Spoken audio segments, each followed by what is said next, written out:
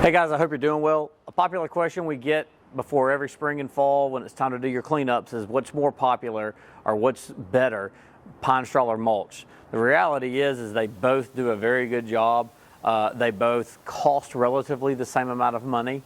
And it really comes down to an aesthetic choice. Which one do you like better as far as the look?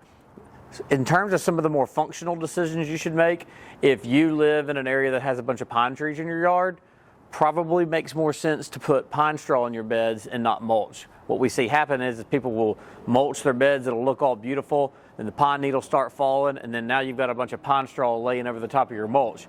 Cleans up a whole nother set of issues that have to be cleaned up. So if you have a washing problem, maybe you have gutters or something like that, mulch tends to wash a little faster or a little easier than, say, pine straw would. That might be another instance where you want to consider mulch or might want to consider pine straw. So at the end of the day, though, like I said, it comes down to which one do you like the looks of better. So also remember that you don't have to completely rake it out every time. What we typically do is we'll rake everything out and start fresh in the spring.